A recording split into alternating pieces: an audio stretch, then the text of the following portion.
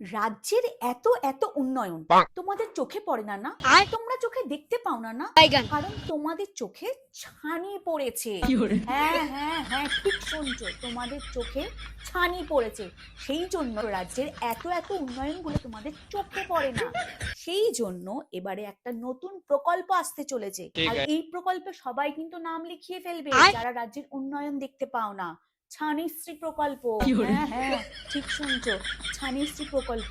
ভাই আমি বলছি না, যে বলছে যে এই প্রকল্পটা আনতে চলেছে তার ভাষণটা শুনে একবার। আরো একটা নাকি নতুন প্রকল্প আসবে বাংলায়, শুনেছেন আপনি?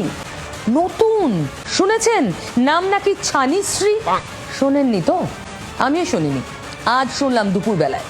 কে বললেন? তৃণমূলের বিধায়ক সায়ন্তিকা ব্যানার্জি। উনি ছানিশ্রী চেয়েছেন বিরোধীদের জন্য, যে বিরোধীরা এ রাজ্যের উন্নতি মোটে দেখতে পায় না, কিছুতেই দেখতে পায় না। সায়ন্তিকা বলেছেন কেন দেখতে পায় না? কারণ চোখে ছানি।